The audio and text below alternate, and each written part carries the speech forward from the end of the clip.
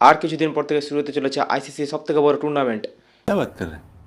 হ্যাঁ বন্ধুরা, ফেব্রুয়ারি মাসের 19 তারিখ থেকে শুরু হতে চলেছে আইসিসি চ্যাম্পিয়ন্স ট্রফি। প্রায় 8 বছর পর আইসিসির এই এত বড় টুর্নামেন্ট আবার হতে চলেছে পাকিস্তানে। झूठ बोलो, बार बार झूठ बोलो।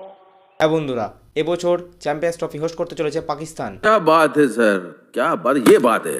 আইসিসির এই এত বড় টুর্নামেন্টে মোট 8টি টিম অংশগ্রহণ করবে। গ্রুপ এর মধ্যে রয়েছে নিউজিল্যান্ড, ইন্ডিয়া, পাকিস্তান এবং বাংলাদেশ, এবং গ্রুপ বির মধ্যে রয়েছে অস্ট্রেলিয়া, সাউথ আফ্রিকা, ইংল্যান্ড এবং আফগানিস্তান। যেহেতু হোস্টিং দেশ পাকিস্তান, তাই এই বছর আইসিসির সমস্ত ম্যাচই প্রায় পাকিস্তানে খেলা হবে। পাকিস্তানের মোট 3টি স্টেডিয়ামে এই টুর্নামেন্টটি করানো হবে: করাচি ন্যাশনাল স্টেডিয়াম, লাহোরের গাদাফি স্টেডিয়াম এবং রাওয়ালপিন্ডি ক্রিকেট স্টেডিয়াম। ভারতের যে সমস্ত ম্যাচ হবে দুবাই ক্রিকেট ন্যাশনাল স্টেডিয়ামে করানো হবে। চ্যাম্পিয়ন্স ট্রফিতে অংশগ্রহণ করা টিমগুলির মধ্যে সবথেকে বেশিবার জিতেছে অস্ট্রেলিয়া এবং ভারত।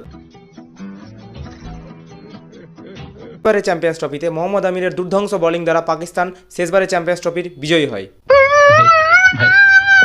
বছর ভারত টি-20 ওয়ার্ল্ড কাপে বিশ্বজয়ী হয়ে সমস্ত দেশকে প্রমাণ করে দিয়েছে ভারতের টিম কতটা শক্তিশালী।